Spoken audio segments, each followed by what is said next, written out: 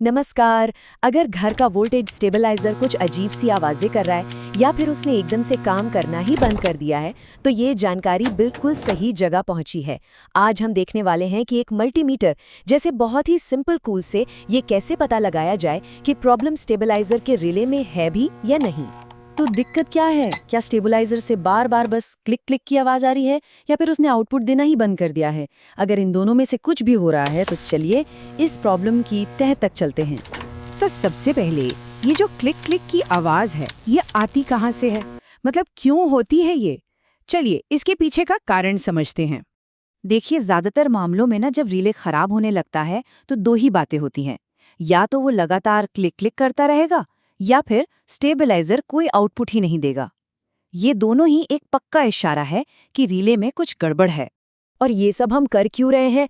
अरे भाई, सबसे बड़ा फायदा तो यही है कि हम सही प्रॉब्लम को पकड़ सकें और एक नया स्टेबलाइजर खरीदने का जो बड़ा खर्चा है उससे बच सकें। अक्सर प्रॉब्लम बस एक छोटे से रिले की होती है जिसे बदलना बहुत ही सस्ता और आसान काम है। ओके, तो प्रॉब्लम के लक्षण तो समझ आ गए। अब जरा रिले के अंदर झांक कर देखते हैं कि भाई इसमें ऐसा क्या है जो खराब हो जाता है। अब रिले है क्या? एकदम सिंपल भाषा में समझें तो ये एक ऑटोमेटिक स्विच है। इसका काम है स्टेबलाइजर के अंदर बिजली के फ्लो को कंट्रोल करना, वोल्टेज के हिसाब से उसे ऑन या ऑफ करना।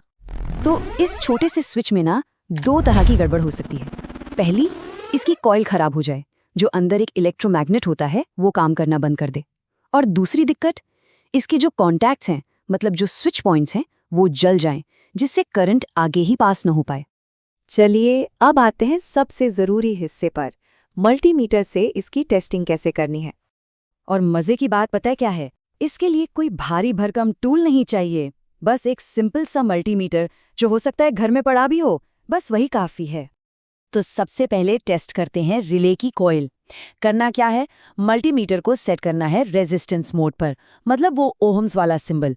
फिर मल्टीमीटर के दोनों तार, जिन्हें प्रोब्स कहते हैं, उन्हें रिले के कॉइल वाले दो टर्मिनल्स पर लगाना है और बस स्क्रीन पर देखिए कि क्या रीडिंग आ रही है। अच्छा, कॉइल तो हो गई। अब बारी है कॉन्टैक्ट्स की, मतलब वो हिस्सा जो असल में स्विचिंग करता है। इसके लिए मल्टीमीटर को रखना है कंटिन्यूटी मोड पर। ये वही मोड है जिसमें तार जुड़ने पर बीप की आवाज आती है। अब इसकी प्रोब्स को कॉमन और NO यानी नॉर्मली ओपन टर्मिनल पर लगाना है। नॉर्मली ओपन का मतलब है कि जब कुछ नहीं हो रहा तो ये सर्किट खुला हुआ है। अब क्या करना है? रिले के स्विच को उंगली से दबाइए और देखिए क्या मल्टीमीटर बीप करता है या रीडिंग बदलती है। ठीक है, तो टेस्टिंग तो हो गई। अब जो रिजल्ट आए हैं उनका मतलब क्या निकालना है? रिले सही है या गया काम से? ये स्लाइड देखिए, यहाँ सब कुछ एकदम साफ साफ है।